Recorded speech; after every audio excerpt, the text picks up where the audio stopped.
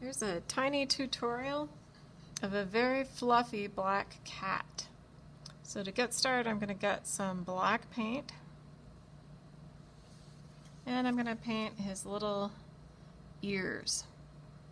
So they stick straight up, just two little triangles.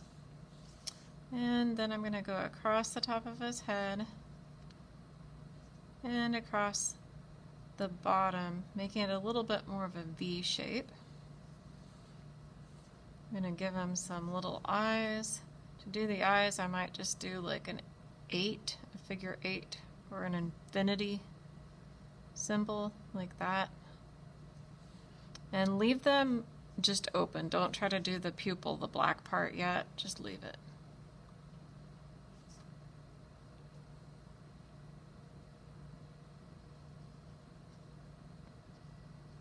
And I'm not even going to worry about his nose right now. Now when I do the cheeks, when I paint in the cheeks, I'm going to make sure that there's a lot of wet black paint right there. And then I'm going to take my brush, get it clean. I can check and make sure it's clean on the waste paper. Then I'm going to get just some water with nothing in it, and I'm going to paint right next to it without touching it. Oh, and then when you do touch it, it will give that paint a chance to spread out. And it's kind of hard to control, so don't be frustrated if it gets really crazy really quick like mine just did. And I'm going to kind of make a brush vacuum, and I can kind of get up a little bit of that extra paint like that. Now I'm going to go over here to the other side, and I'm just going to turn this. And he might end up looking a little bit crazy. I think mine's going to look a little bit crazy. That's okay. This time I'm going to do some lines out here to give the paint a place to go. These are lines in just plain old water, no paint in it. And then when I touch it, whoosh, there goes the paint. It's the fun thing about watercolor, and it can be the frustrating thing about watercolor. So don't worry too much, like I said, if you can't control it. Just experiment and relax. And now I want to give this little kitty some more fur that sticks out all around. So what I'm going to do is I'm going to get just plain old water again, and I'm going to make plain old water swoosh from down here, and I'm pressing gently so that my brush kind of bends to touch the paper, and I'm going to bring it all the way up here, and this will be his tail and his back as soon as I touch it with the black paint. So you can see what happens.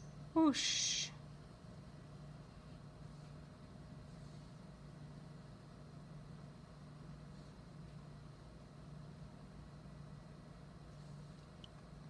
And then more water will help it kind of flow, and I can start working on his body.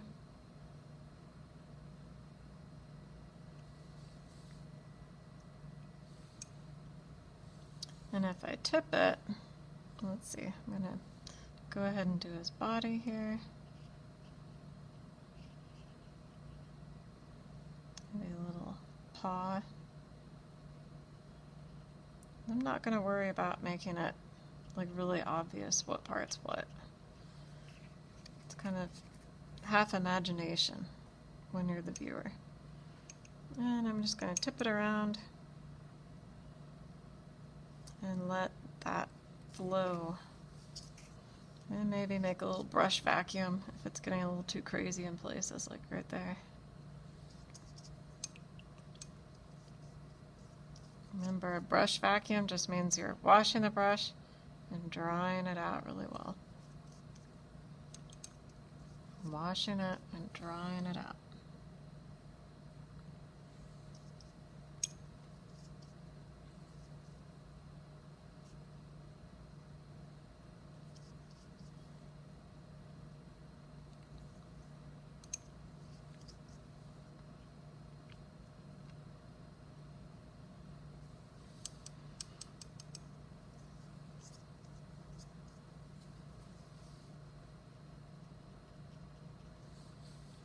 And later on, when this is dry, I can come back in and make the center of his eyes yellow, being very careful not to touch any of the black because it would smoosh around.